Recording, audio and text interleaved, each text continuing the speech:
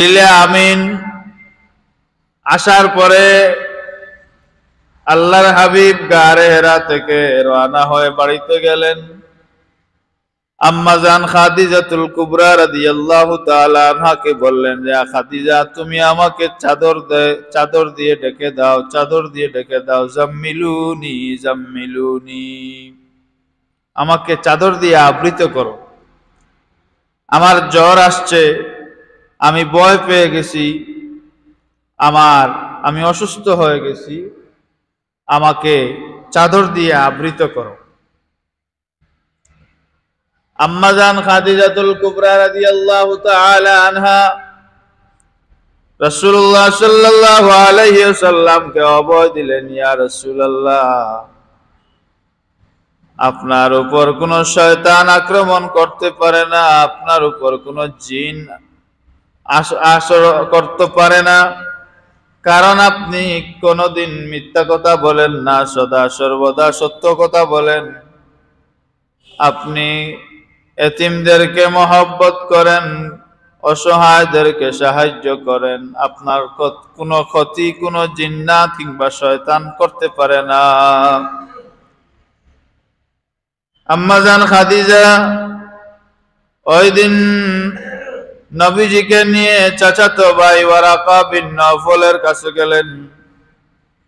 যাওয়ার পরে বিস্তারিত ঘটনা বর্ণনা করলেন, যে আমি এভাবে হেরা গুহার মধ্যে ধ্যানমগ্ন আছি, এমন সময় একজন অপরিচিত লোক এসে আমাকে বলল যে আমি পড়তাম, কিন্তু আমি পড়া জানি না। উনি আমাকে চাপ দিলেন, আমি ভয় পেয়ে গেছি।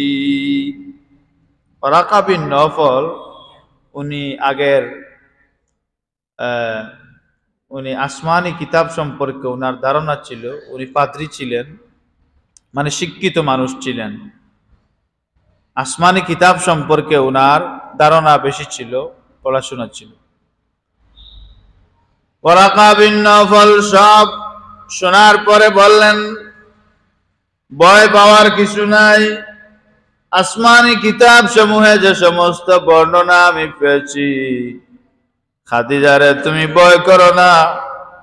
তোমার স্বামী মুহাম্মদুর রাসূলুল্লাহ, আল্লাহ পাক রব্বুল আলামিন তোমার স্বামীকে আখিরি জামানার নবী বানিয়ে পাঠিয়েছেন। কোন জিন্নাত এবং কোন শয়তান আসর করে নাই। আল্লাহর পক্ষ থেকে জিবরাইল আমিন তোমার স্বামীর কাছে এসেছেন, ভয় করো না।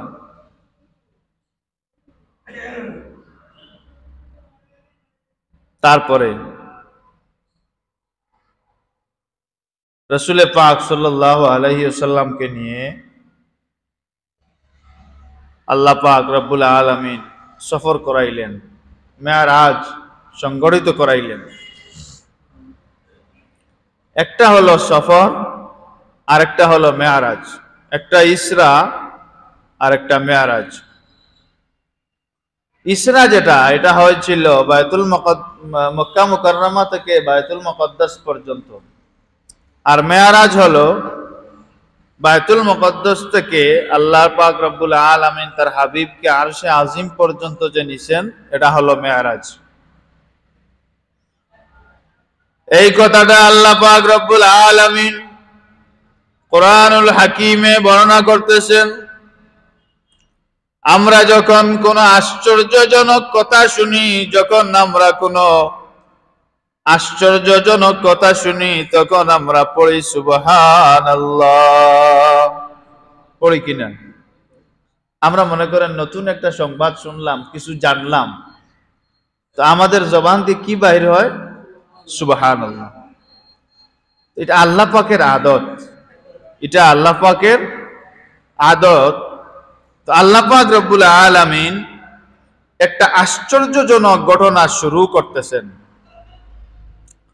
আশ্চর্যজনক ঘটনা আল্লাহ পাক বয়ান করতেছেন, শুরু করতেছেন, সুবহানাল্লাযী আসরা বিআবদিহি লাইলাম মিনাল মাসজিদিল হারাম ইলাল মাসজিদিল আকসাল্লাযী বারাকনা হাওলাহু লিনুরিয়াহু লিনুরিয়াহু মিন আয়াতিনা ইন্নাহু হুয়াস সামিউল আলিম। রব ইরশাদ করতেছেন যে আমি সুবহানাল্লাযী, সমস্ত পবিত্রতা এবং তার যিনি মহিমাময় এই পৃথিবীতে, এই ধরনের মালিক যিনি, তার সমস্ত পবিত্রতা। আসরা বিআবদিহি, যিনি তার বান্দাকে ভ্রমণ করাইলেন, লাইলাম মিনাল মসজিদি, লাইলাম একটা রাত্রিতে, মিনাল মসজিদিল হারাম ইলাল মসজিদিল আকসা, মসজিদে হারাম থেকে মসজিদে আকসা পর্যন্ত, আকসাতে, আল্লাযী বারাকনা হাওলাহু লিনুরিয়াহু মিন আয়াতিনা, যার চতুর্পাশকে আমি করেছি বরকতময় এবং আমার অনেক নিদর্শন সমূহ এখানে আছে, আমার নিদর্শন সমূহ দেখানোর জন্য, মিন আয়াতিনা, আমি আমার হাবিবকে নিদর্শন সমূহ দেখানোর জন্য আমি ভ্রমণ করাইলাম। ইন্নাহু হুয়াস সামিউল আলিম, নিশ্চয়ই তিনি আল্লাহ সবচেয়ে শ্রোতা, সর্বশ্রোতা এবং সর্বদ্রষ্টা। তো এই আয়াত থেকে আমরা জানলাম যে আল্লাহ পাক রব্বুল আলামিন তার হাবিবকে ভ্রমণ করাইছেন। কোন মাসে করাইছেন, কিভাবে করাইছেন, এটা হাদিস শরীফের মধ্যে আছে যে রজব মাসের 26 তারিখ দিনগত রাত্রিতে আল্লাহর হাবিবকে সফর করানো হয়েছে। সফর করার পরে সারা রাত না, রাতের মাত্র কিছু অংশের ভিতরে সফর করানো হয়েছে। হাদিস শরীফের মধ্যে রাসূল পাক সাল্লাল্লাহু আলাইহি ওয়াসাল্লাম ইরশাদ করেন, আমাকে রাতের কিছু অংশের মধ্যে আমাকে মসজিদে হারাম থেকে বাইতুল মুকাদ্দাস, তারপরে বাইতুল মুকাদ্দাস থেকে আরশে আজিম পর্যন্ত আমাকে ভ্রমণ করানো হয়েছে। মাত্র কিছু সময়ের ভিতরে বর্ণনা করা হয় যে রাসূল আকরাম সাল্লাল্লাহু আলাইহি ওয়াসাল্লাম যাওয়ার সময় যে পানি দিয়ে ওযু করেছিলেন, ওযু যেই জায়গার মধ্যে করেছিলেন, ফিরে এসে দেখা গেল যে এই জায়গার মধ্যে এখনো পানি গড়িয়ে যাচ্ছে। এই সময়ের ভিতরে সফরটা হয়েছে।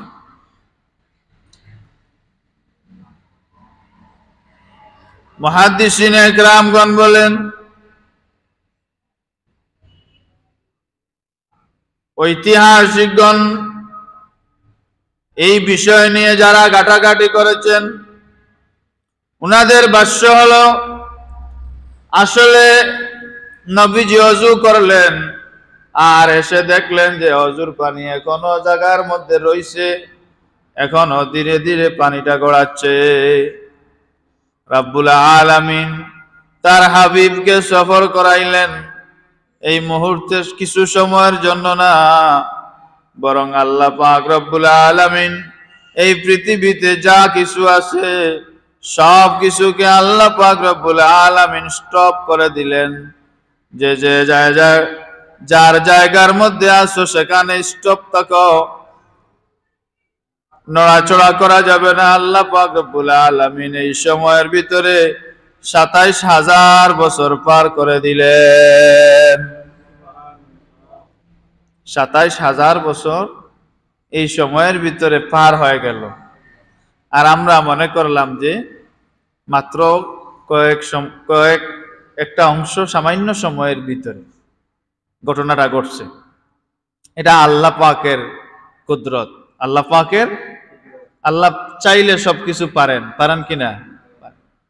আসহাবে কাফের যে আল্লাহর অলিরা ছিলেন, ওনারা 309 বছর পর্যন্ত ঘুমাইলেন। সূর্যটা যখন পূর্ব দিকে উঠে দেখবেন এটা অস্ত যায়, দক্ষিণ দিকে হেলে অস্ত যায়। আসহাবে কাফের যে গুহা ছিল এটা দক্ষিণমুখী ছিল। যদি রোদের আলো পড়ে তাহলে শরীর ঘামতে পারে, পোকামাকড় ধরতে পারে। এজন্য আল্লাহ পাক রব্বুল আলামিন 309 বছর সূর্যকে নির্দেশ দিলেন যে তুমি সুজা উঠবা, সুজা নামবা, এদিক সেদিক করা যাবে না। তা আল্লাহ পাক পারেন। যেমন হযরত আলী রাদিয়াল্লাহু তাআলা আনহু নবীজির সাথে এক সফরে আসেন, তো নবীজি কিছু সময় আরাম করছেন। আলী রাদিয়াল্লাহু তাআলা আনহুর উরুর মধ্যে মাথা মুবারক দিয়ে আরাম করতেছেন। এদিকে আসরের সময় হয়ে গেছে, আসরের সময় চলে যাচ্ছে, মাগরিব একবারে নিকটবর্তী, করিব হয়ে গেছে। আলী রাদিয়াল্লাহু তাআলা আনহু নবীজিকে জাগাচ্ছেন না এই কারণে যে বেয়াদবি হয়ে যাবে, আল্লাহ রাসূলের কষ্ট হবে, জাগাচ্ছেন না। আর এইদিকে মনে মনে কষ্ট হচ্ছে যে আমার আসরের নামাজটা কাজা হয়ে গেল। হযরত আলী রাদিয়াল্লাহু তাআলা আনহু এই কথাটা ভেবে ভেবে তিনি মনে মনে কষ্ট পাচ্ছেন, আর হঠাৎ করে চোখ দিয়ে পানি বেয়ে রাসূলুল্লাহর চেহারা মুবারকের উপর পড়ে গেল। নবীজি জাগ্রত হইলেন, জাগ্রত হয়ে বললেন, রে আলী তুমি কাঁদো কেন? হযরত আলী রাদিয়াল্লাহু তাআলা আনহু বললেন, ইয়া রাসূলুল্লাহ, ইয়া হাবিবাল্লাহ, মাগরিবের সময় হয়ে গেছে, সূর্য ডুবে গেছে, আমার আসরের নামাজটা কাজা হয়ে গেছে, এজন্য আমি কাঁদতেছি। আমার মনের মধ্যে কষ্ট এসেছে, এই কষ্ট আসার কারণে আমার চোখ দিয়ে অটোমেটিক পানি পড়ে গেছে। নবীজি বললেন, রে আলী তুমি নামাজটা পড়ে নাও, আসরের নামাজটা পড়ে নাও। হযরত আলী রাদিয়াল্লাহু তাআলা আনহু বললেন, না,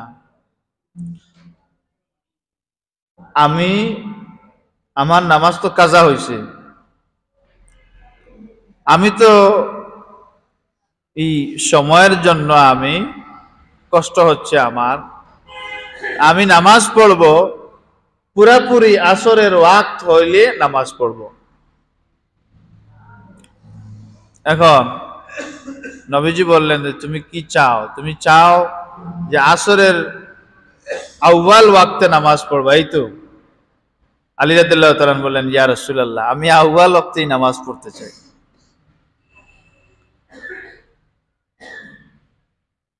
নবীজি আল্লাহর কাছে ফরিয়াদ করলেন যে আমার রব, আমার আলী, আপনার বান্দা, আপনার আলী আপনার বন্ধুর খেদমতে ছিল, আপনার বন্ধুর কষ্ট হবে দেখে আপনার বন্ধুকে জাগায় নাই। আল্লাহ, আমি আপনার কাছে বলতেছি, আপনার বন্ধুর খেদমতে আলী ছিল, আসরের নামাজ কাজা হয়ে গেছে, আমার আলীকে আসরের নামাজ আউয়াল ওয়াক্তে পড়ার সুযোগ আপনি করে দেন। আল্লাহ পাক রব্বুল আলামিন সূর্যকে থামাইয়া দিলেন, বললেন, রে সূর্য, তুমি আসরের ওয়াক্ত আউয়াল ওয়াক্ত যে সময় সূর্য যে জায়গায় থাকার কথা তুমি ওই জায়গায় চলে যাও, আমার আলী নামাজ পড়ার পরে আবার তুমি অস্ত যাবে। আল্লাহ পাক রব্বুল আলামিনের আল্লাহর হাবিব ইরশাদ করেছেন, যখন সূর্য পশ্চিম দিকে উঠবে তখন কিয়ামত শুরু হয়ে যাবে, ধ্বংসলীলা শুরু হয়ে যাবে। কিন্তু আল্লাহর হাবিবের গোলাম, আল্লাহর হাবিবের সাহাবী আলী রাদিয়াল্লাহু তাআলা আনহুকে আউয়াল ওয়াক্তে আসরের নামাজ পড়ানোর জন্য আল্লাহ পাক তার আইনকে পরিবর্তন করে সূর্যকে পেছনে ফিরাইয়া দিলেন। এটা আল্লাহর দ্বারা সম্ভব, সম্ভব কিনা? এটা সবই আল্লাহ কুদরত। কাদির কুদরত তুদারি বরকামাল, আনতা রব্বি আনতা হাসবি জুল জালাল। আল্লাহ পাক রব্বুল আলামিনের দ্বারা সবকিছুই সম্ভব। আল্লাহ পাক শুধু বলেন কোন, তার সাথে সাথে ফায়াকুন হয়ে যায়। আল্লাহ পাক আবার ফরমা দিয়ে মানুষ বানাইতে হয় না, ফরমা দিয়ে গাছ বানাইতে হয় না, শুধু বলেন যে কুন ফায়াকুন, সাথে সাথে হয়ে যায়। আমি আপনাদের সামনে যে আয়াতে কারিমা তিলাওয়াত করেছি, ওয়ালা সাউফা ইউতিকা রাব্বুকা ফাতারদা, অচিরেই আপনাকে এমন উপঢৌকন দান করা হবে যে আপনি সন্তুষ্ট হয়ে যাবেন। মনে করেন মন খারাপ করে এখানে এসেছেন, আপনার মনটা খুব খারাপ, দুঃখে কষ্টে আপনার মনটা একবারে ভারাক্রান্ত। এখন যদি কেউ বলে যে ভাই আপনি চিন্তা করবেন না, আপনি মসজিদ থেকে বাহির হওয়ার পরে বা আপনাকে কিছু দিনের ভিতরে বা কিছু সময়ের ভিতরে আপনাকে আমি এমন কিছু দান করব যেটা পাইলে আপনি অনেক খুশি হবেন, এই সময় মনটা আপনার হালকা হবে না ভারী থাকবে? হালকা হবে।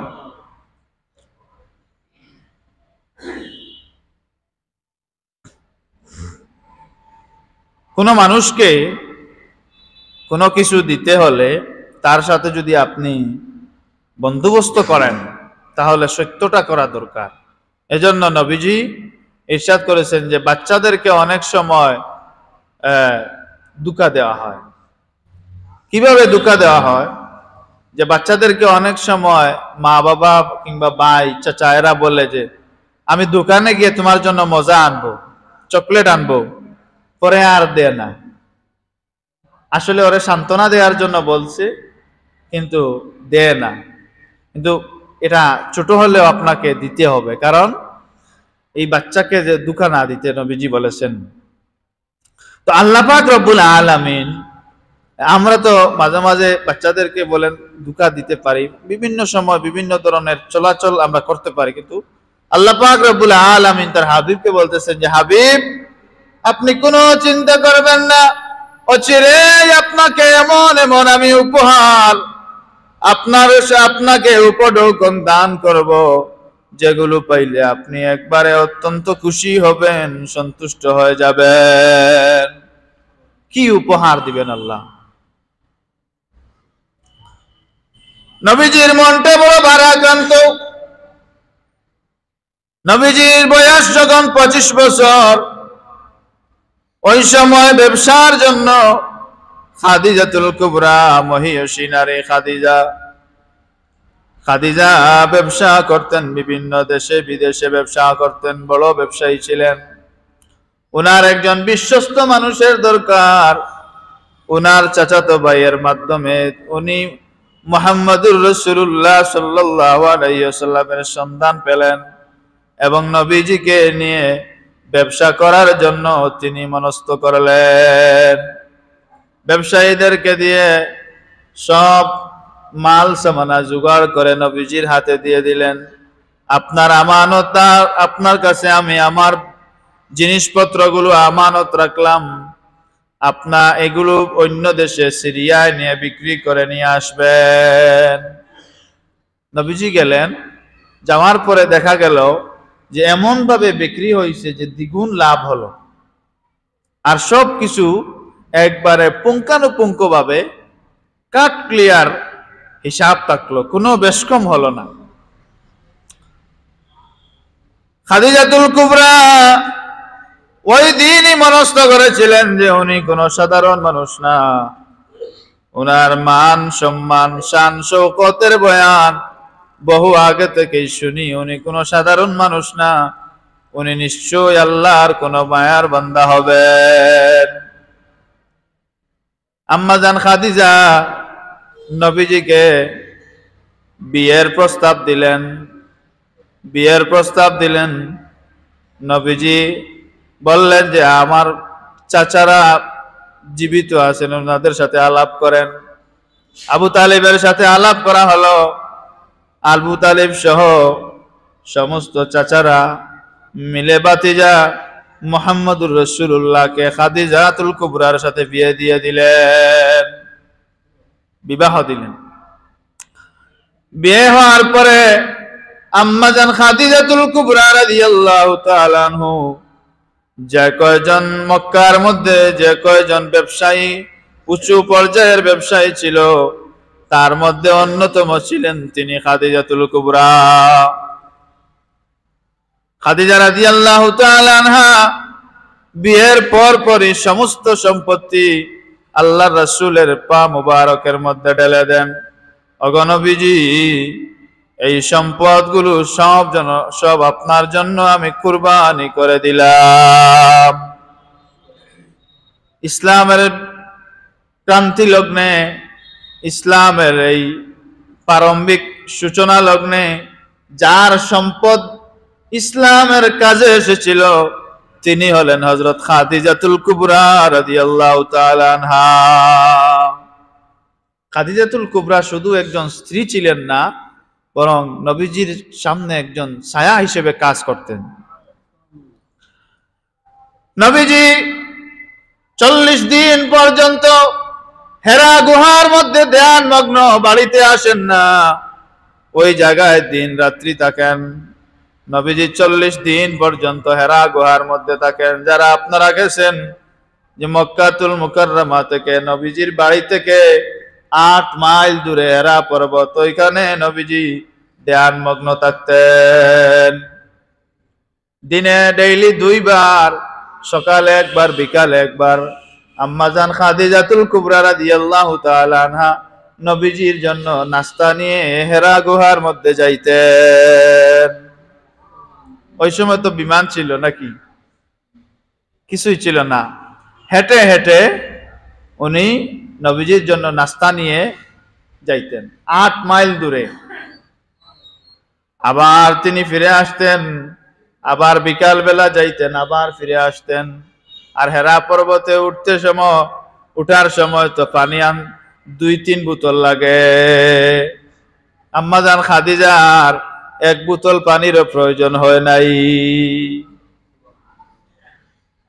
আম্মাজান খাদিজাতুল কুবরা রাদিয়াল্লাহু তাআলা আনহা একদিন নবীজির জন্য নাস্তা নিয়ে গেছেন, তো পাহাড়ের উপর উঠতে পারেন না, শরীরটা খারাপ, জ্বর উঠে গেছে। ধীরে ধীরে তিনি কতটুকু আগান তারপর বসেন, কতটুকু আগান তারপর বসেন, এইভাবে দুমড়ে মুচড়ে খাইয়ে নবীজির দরবারে গিয়ে নাস্তা নিয়ে গিয়ে হাজির হলেন। নবীজি আম্মাজান খাদিজাকে দেখে মুচকি মেরে হাসি দিলেন। খাদিজাতুল কুবরা রাদিয়াল্লাহু তাআলা আনহা বললেন, ওগো নবীজি, আমার আজকে শরীর খারাপ দেখে কি আপনার হাসি পাচ্ছে? আপনি কি আমাকে নিয়ে মজা করতেছেন? নবীজি ডাক দিয়ে বলেন, খাদিজা, তোমাকে নিয়ে আমি মজা করব কেন? তোমাকে নিয়ে আমি কোনো কৌতুক করতেছি না, মজা করতেছি না। এইমাত্র জিবরিল আমিন এসে আমাকে বলে গেলেন, ওগো নবীজি, আপনার সহধর্মিনী খাদিজাতুল কুবরা রাদিয়াল্লাহু তাআলা আনহাকে আপনি সংবাদ দিন যে আপনার আমার রব খাদিজাকে সালাম পাঠিয়েছেন। এই দুঃখের দিনে সুখ হয়ে দাঁড়িয়েছিলেন খাদিজাতুল কুবরা রাদিয়াল্লাহু তাআলা আনহু। তিনি ইন্তেকাল হয়ে গেল। তার কিছুদিন পরে আবু তালিবেরও ইন্তেকাল হয়ে গেল। নবীজির মনটা বড় ভারাক্রান্ত, নবীজির মনটা বড় বেদনাযুক্ত মন হয়ে গেল। যারা আমার দুঃখের দিনে আমার ছায়া হয়ে দাঁড়িয়েছিলেন, যারা আমাকে সব দিক দিয়ে তারা সাপোর্ট করতেন, আমি তো তাদেরকে হারিয়ে ফেললাম।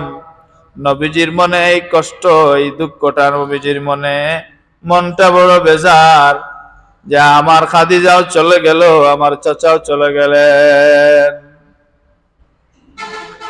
আল্লাহ পাক রব্বুল আলামিন প্রিয় হাবিবের এই মনের বেদনাটুকু রব তো দেখেন, রবের আর সহ্য হলো না।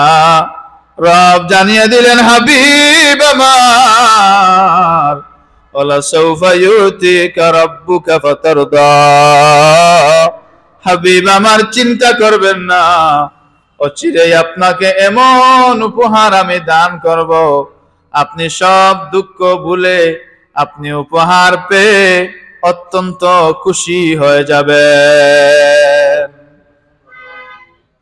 এই রজব মাসের ঘটনা ওইখান থেকেই শুরু হয়েছে।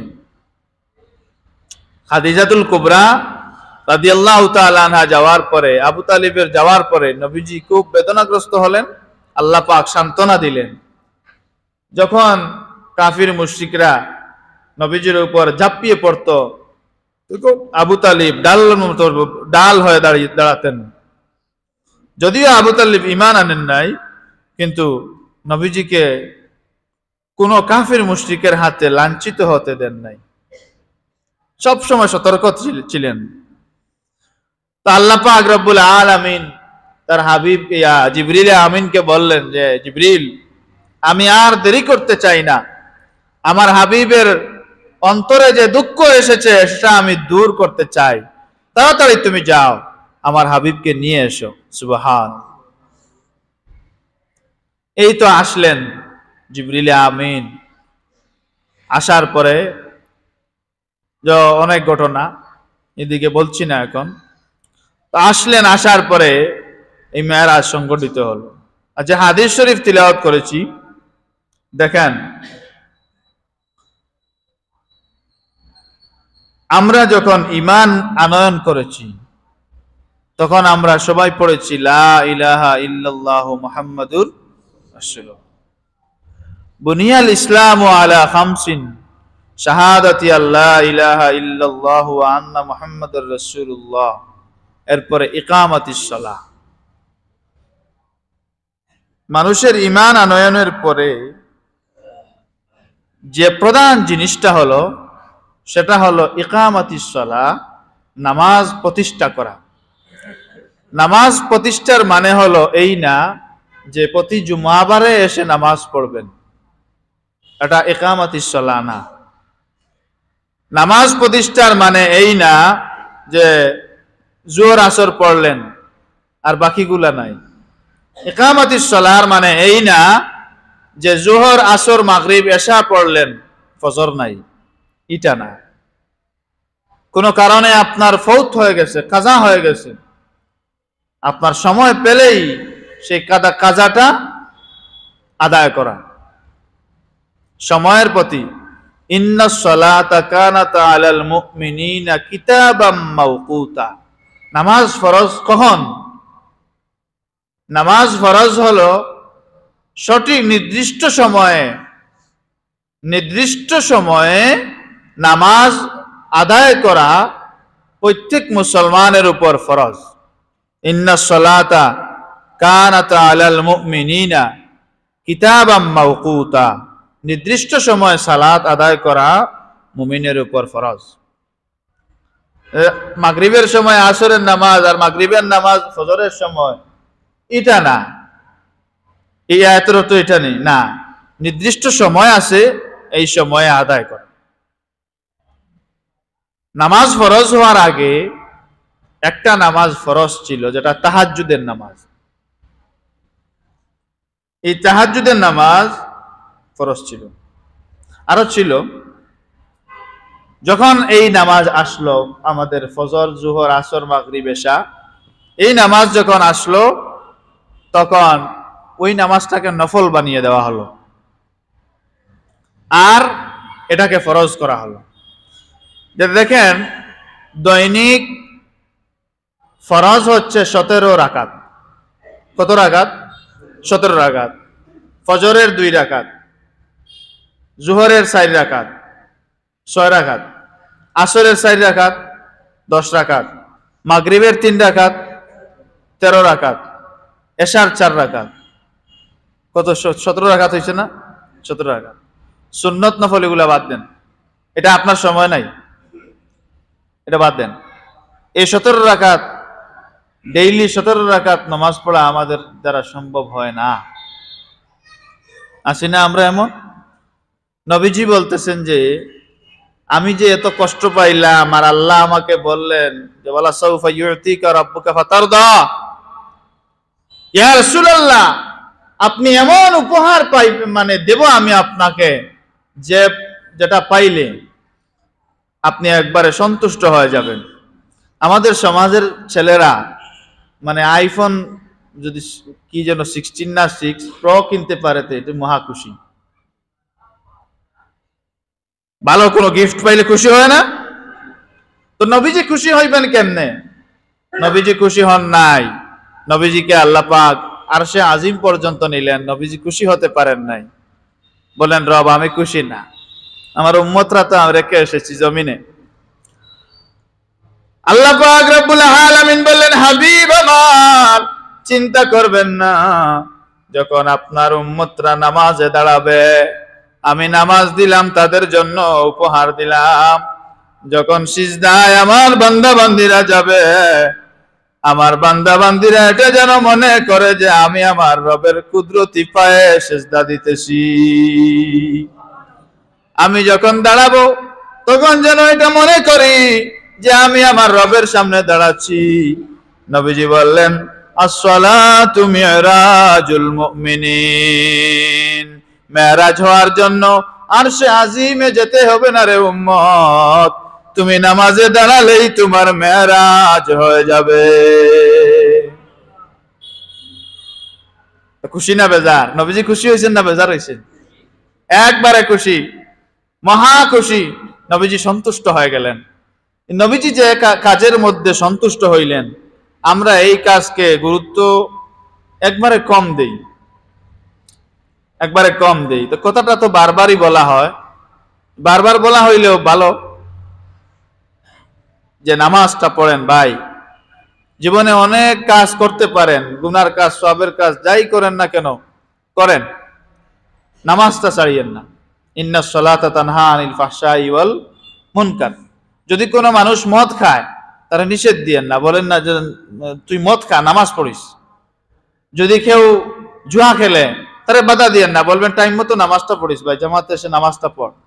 তারপরে আসে না অনেক গুনার কাজ তো আসেই, বাধা দিবেন না, নামাজে আসবে আনবেন, তারে নসিহত করবেন, বুঝাইয়া শুনাইয়া নামাজমুখী করবেন। যখন সে দেখবেন মসজিদে আসা যাওয়া করতেছে, নামাজ পড়তেছে, আল্লাহর কথা তো, এটা আমার কথা না। ইন্নাস সালাতা তানহা আনিল ফাহশাই ওয়াল মুনকার, যে গর্হিত অশ্লীল কাজ থেকে মানুষকে নামাজ বিরত রাখে, অটোমেটিকলি তার পরিবর্তন হয়ে যাবে। এটা আপনি তেল মাঞ্জন করিয়া পরিবর্তন করা লাগবে না।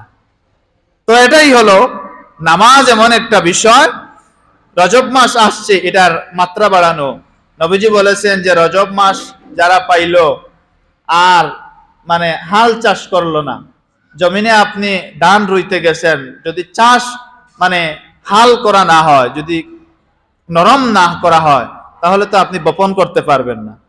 যে ধান লাগাইছেন মানে ইয়া করছেন, জমিন আপনি একবারে রেডি করছেন, উপযুক্ত করছেন, এখন ধান লাগাইলেন, লাগানোর পরে যদি আপনি আর জমিতে যান না তো ভালো ফসল পাইবেন না।